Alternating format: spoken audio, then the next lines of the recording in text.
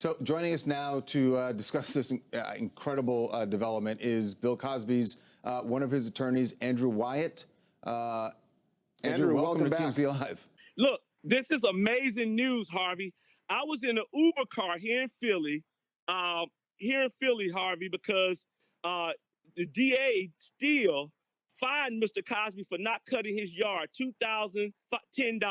I was on my way to pay that fine, and Nick the Hat from YC News called me and said they vacated the conviction. I had the Uber driver to turn around, get to Mr. Cosby's home so I could pick up the car, and I'm about to hop in the car now and go pick him up. So you're at Bill Cosby's house right now? I'm at his house right now. I'm at the house right now. So have you talked to his wife Camille yet?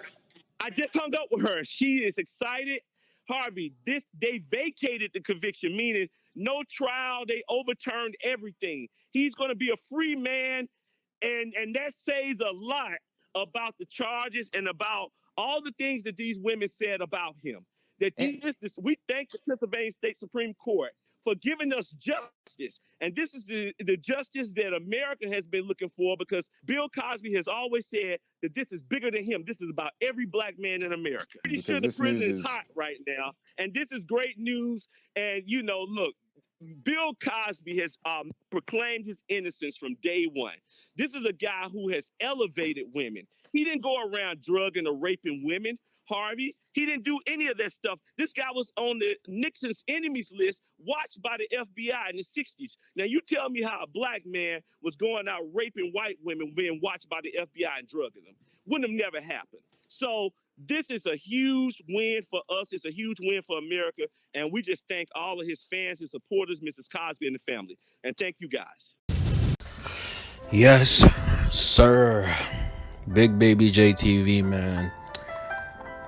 Get on the HBO special. Shouts out Poor Man's Podcast. And what does the HBO special mean? Help a brother out by liking the video and subscribing. Let's get into it, man. This is going to be a hard topic to cover, but I'm going to try to the best of my ability, and that is Bill Cosby being released from prison after his conviction got overturned, right? This is breaking news. And what happened was Bill Cosby's conviction was overturned in the appeals court because of technicalities and because the prosecution, in essence, messed up in finding sufficient evidence or doing their job, which is literally persecuting Bill Cosby, which eventually led to the judge overturning the entire conviction. Now, look, this is rare. And on top of that, this does not mean that Bill Cosby was innocent of drugging and raping these women.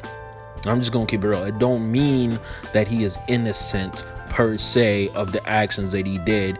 It means that the judge said, hey, ain't enough evidence. Y'all prosecutors messed up and we going to let this man go free. Right? So what's my view on this? My view is that the American legal system is super messed up. It's super messed up. Do I believe that Bill Cosby violated, abused, and raped these women? Yes, I do. I do believe that. Okay? But do I believe that there are shades of gray that happened, especially within the 90s, the 80s, the 70s, where drug and sex culture left a very big gray area in sexual dynamics between men and women? Absolutely. 100%. Do I believe that Bill Cosby is an example of many who were doing this? Absolutely. The issue is that Bill Cosby had been doing this because of his ego, because of his fame, because of his hubris. No cap. I guarantee you, on my mama, Bill Cosby is also one of these people who was participating in this quote-unquote normal culture. A lot of people would call it rape culture, but I'm just going to say that this was party culture and sexual dynamic culture back in that day. Does it make it right? Absolutely not. But is this something that was happening back in the day that was more so normal or normalized? Yes. Yes, it was. It's going to sound really messed up to y'all, but this was happening. I want y'all to go watch Wolf of Wall Street, okay? There was a Quaalude scene, right? And that was super messed up, but there was a huge Quaalude and drug and opium culture in the 80s, bruh. In the 90s as well. This stuff happened all the time. And I want y'all to go Google cultural relativism. What does that mean? Cultural relativism means that you are looking at a culture from your own lens of your own culture and upbringing, right? In 2020, 2021, with the Me Too movement and all these movements, women have acquired more power. Thus, the way that society has changed implicitly, 100%, right? Where we're having a situation where dudes like Bill Cosby and people of his generation should be in jail. They should be persecuted. They should be held accountable. That is justice. Okay?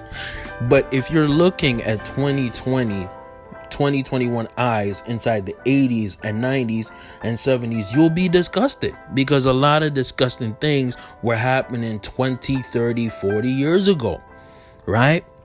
Now, here's where I'm going to give my harsh opinion, right? Those things that are past, you can't look at them with the same eyes that you have today. You can't look at them with the same eyes you have today, right? And at the end of the day, I believe that Bill Cosby, yes, an abuser, yes, a rapist, yes, somebody who is toxic, who should be in jail, to be 100% honest with you, was part of a regular occurrence back in that day. Okay?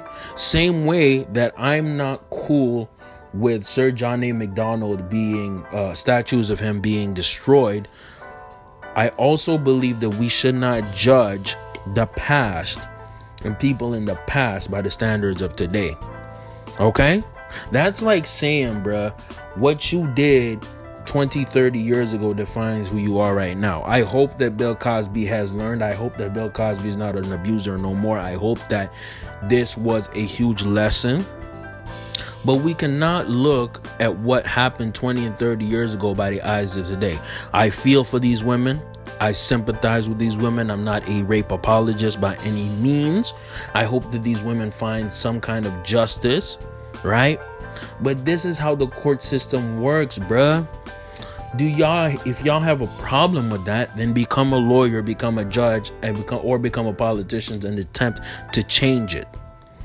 But for me, I think that looking at society through our eyes right now, right, and looking 30 and 40 years ago to point and claim, hey, this is terrible, this is bad, I think that is not right. I think that is not right. And on top of that, I'm going to say this. If Bill Cosby was more honest with these women, if Bill Cosby chose not to use pills to get these women, if Bill Cosby was not an abuser of his own power, then this would have never happened. I want y'all to Google this guy, Alan Roger Curry, ARC, and I want y'all to Google Mode 1. Mode 1 basically means that you have to be, it's a philosophy that Alan Roger Curry came up with where you are 100% honest with the women you're dealing with, especially if you want to have casual sex. See, Bill Cosby was a man who wanted casual sex, Okay, similar with a lot of men in Hollywood who are powerful, but he wasn't honest about it. He wasn't real about it. He had a problem with rejection, and he had an ego, so much so to the point that he felt comfortable drugging and raping these women so that he can get what he wanted. Look, bruh, mode 1 is about saying, yo, within the first 5 to 10 minutes, you tell shorty, yo, I think you're sexy, I think you're fine, and I want to put my tongue, my fingers, and my lips inside you. And my D inside you. What do you think about that? I want to spend the night with you inside my room, my house, and get it on with you. Why couldn't he say that? Why couldn't he say that? I want all men, all fellas listening to this to be just like that. Be mode 1, shouts out ARC. I want y'all to tell these women exactly what you want sexually. And if she says no, if she says anything other than yes, oh, I'm down, let's go, ba. If she don't say that, then leave that mother effing bitch alone, man. And that's the issue with Bill Cosby. His ego wouldn't allow him to take that L. His ego, his hubris didn't allow him to take that L. And I guarantee you, a lot of dudes in that era, especially in the Hollywood scene, were on that. They were on that. They were using drugs to get women. They were abusing and raping women. They were doing these things. I'm sorry, but that was the truth. That is a reality of what was happening. Okay? Does that excuse it? Does it make it right? No, but that was the norm back then. Okay? And I'm just letting y'all know. I'm putting y'all on game. But since we're in 2021, right?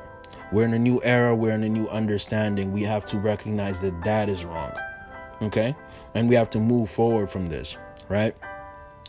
I'm also going to add one more component that I find very, very interesting. Bill Cosby, R. Kelly. No, I was going to say Ray J. No, not Ray J. And in essence, Harvey Weinstein were 3 of the main people, even Les Moonves, lesser extent, you know what I mean, were some of the main people that were propped up in this Me Too era, right? In this Me Too situation. I don't think it's a coincidence that 2 of the 3 main people involved were black men. I don't think that's a coincidence. Okay? I don't think it's a coincidence that there was a Michael Jackson documentary around this Me Too era produced by Oprah Winfrey, right?